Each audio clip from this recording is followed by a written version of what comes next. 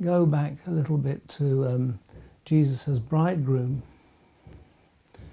leads you to some of the teaching that Jesus gave for the church in the end times.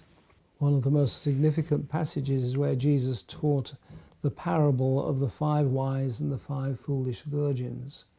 And this parable centers around, I think probably best to explain it as that it centers around the event of the marriage supper of the Lamb, which is the culmination for the saints as they are united with Jesus finally in the marriage supper, which is foreshadowed by the communion, as I said, that we talked about earlier.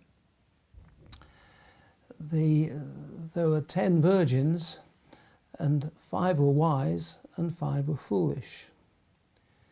And they all went to sleep. But 5 wise had already filled their lamps with oil.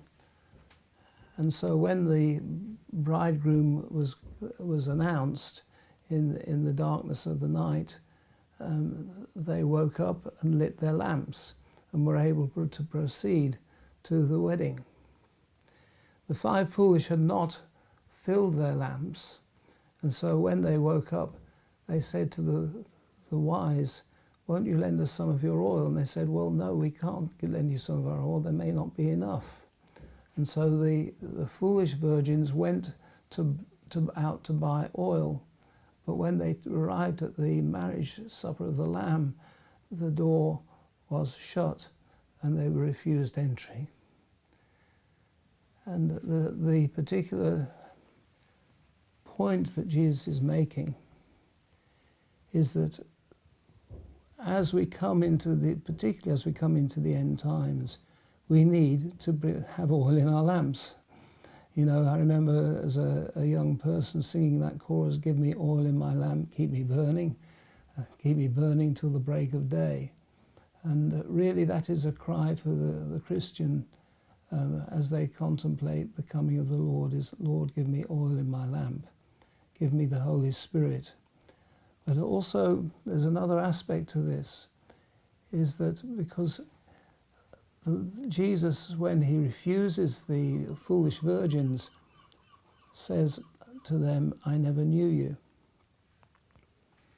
And this word "know" is significant because the idea of knowing here is an intimate knowing, somewhat similar to the relationship between husband and wife, that the Lord's saying, "I didn't know you intimately."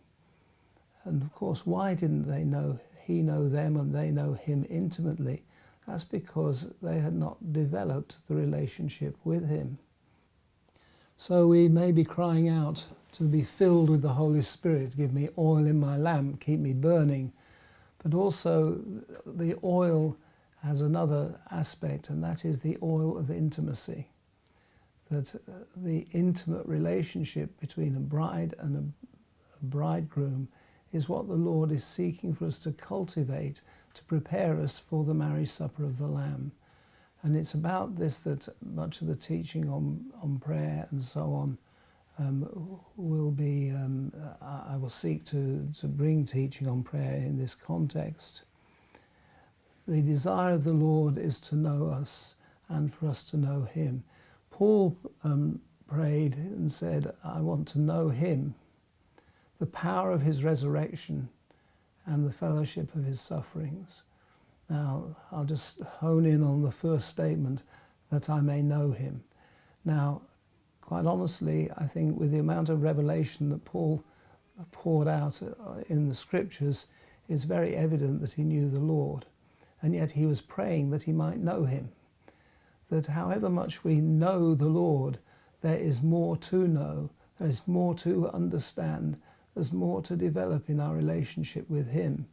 And so we are calling, and I am calling, and we are calling those Christians who are casual about their relationship with the Lord to consider afresh and realize the eternal rewards that are available to them if they will pursue the Lord, get to know him and get to understand his ways. There's no doubt that the Lord loves us all, and he wants to include all of us in the marriage supper of the Lamb.